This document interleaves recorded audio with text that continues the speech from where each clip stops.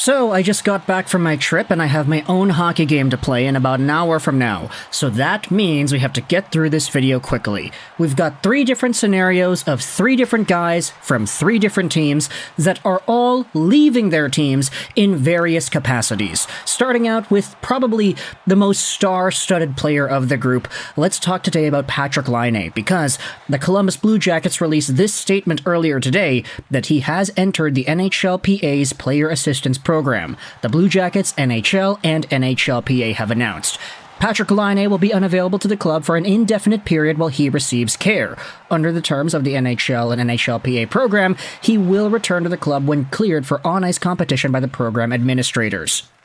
Patrik has our complete support, and our sole concern is his well-being, said Blue Jackets GM and alternate Governor Jarmo Kekalainen. Out of respect for Patrik, we will have no further comment. Now, Patrik Laine himself had a statement that he put out on Instagram. This was on his story. "Dear fans and supporters, I wanted to take a moment to address my need to step away from the game for a while. After careful consideration and discussions with my support network and team, I have recognized the importance of prioritizing my mental health and well-being. Hockey has been my passion and my life, but I have come to realize that in order to perform at my best, I need to take this time to focus on myself. I'm grateful for the understanding and support of my team, the leagues, and our fans during this time. I will look forward to returning to the ice with a clear mind and renewed energy.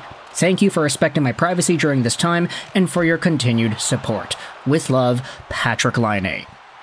Now, here's the thing about... Sorry, Cam Robinson, gotta get your face off the screen again. But here's the thing about mental health stuff and mental well-being NHLPA Player Assistance Program. Sometimes you just gotta get help.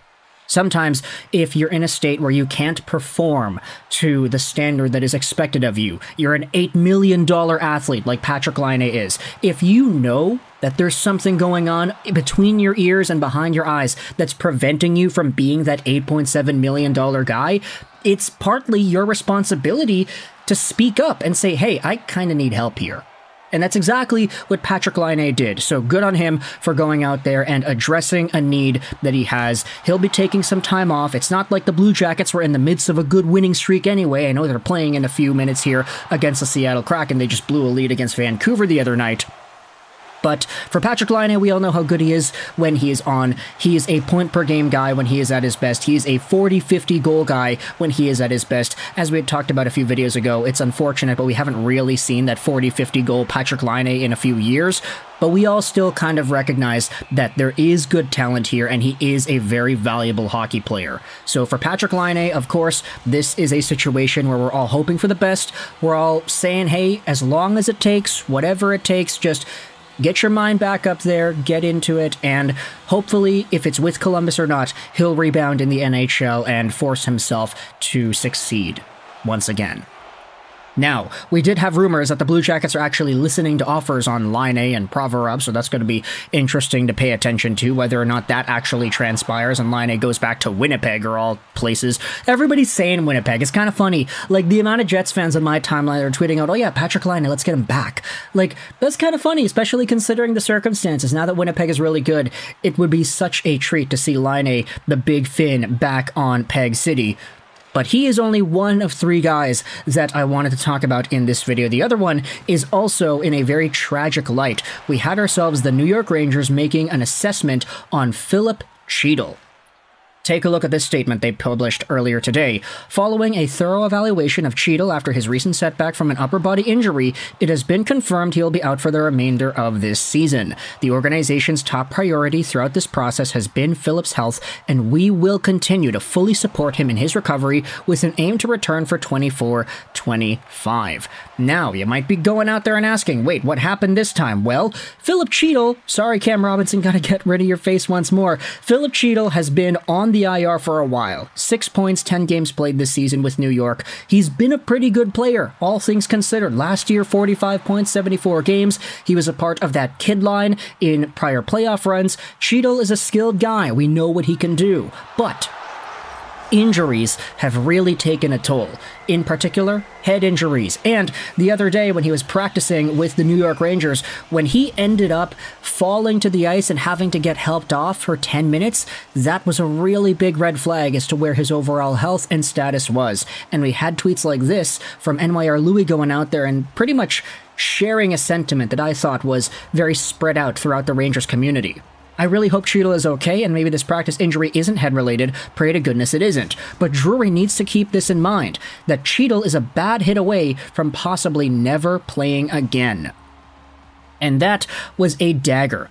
After we had the injury leak out, and the Rangers beat reporters were all saying, yeah, he got helped off the ice, he needed to get helped, we were all kind of worrying, you know? Some people were anticipating the worst, that, hey, this could be the end for Filip Chytil. This guy may never play a game again. But for the Rangers, they're giving him the benefit of the doubt. They're saying, hey, we've got a few months left in the season. Let's just hold out for now. We'll see what happens in 24-25. Between now and then, though, just use this time to recover, and we'll just see where we go from there. That is totally okay, as long as Filip Chytil is fine with it, but at the same time, I mean, if Chytil never plays a game again, if he doesn't play in 24-25, I would not be surprised about that either. Just the magnitude of these injuries that he has sustained, plus the effects it seems to have on him when he does suit up for practice once in a while. This is some really tragic stuff for a guy in Chytil that we all kind of recognized was on the up and up. He was slowly getting better, you know? 20-point season here, 20 points in fewer games here, 20 points in even fewer games the year after that.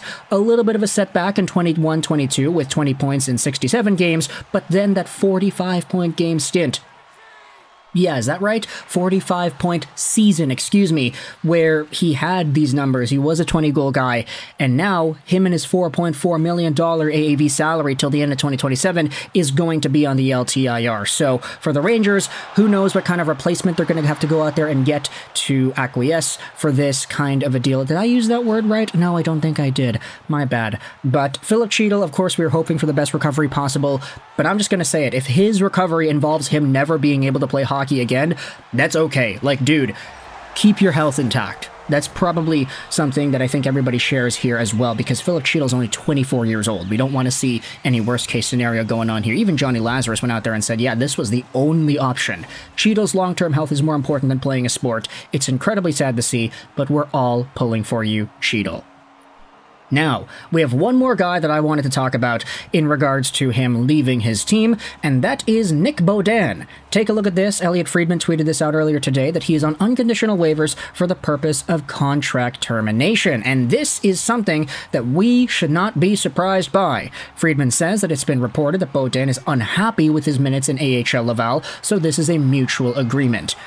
And this is something we talked about 2 weeks ago. We asked the question as to whether or not the Canadiens' blue line, both on the Montreal team and the Laval team, was becoming a problem because you had Nic Beaudin as one of these guys that actually wanted out or was interested in getting traded because he wasn't getting any ice time. There are just too many guys in Laval, too many guys on Montreal, that for Beaudin, who's 24 years old, still trying to make a name for himself and force himself into an NHL spot, I mean, the guy only had 16 games played with Laval this season after being a pretty, let's just say, mainstay guy with the team last year.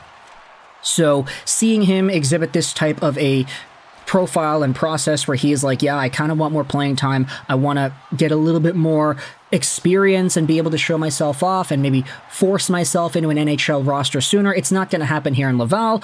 That was something we already talked about. So him being placed on waivers, he'll be a free agent. He'll sign with some other AHL team, hopefully that has more opportunity in their lineup. And for Nic Beaudin, all we can do is hope for the best for him. So this is our update today. Patrik Laine has taken a leave of absence because he's going over to the NHLPA's Player Assistance Program. Filip Chytil has been shut down for the season, and you have yourselves Nic Beaudin, who is getting terminated by the Montreal Canadiens. Let me know your thoughts in the comment section below about these three guys and them all leaving their teams. I hope you enjoyed this video,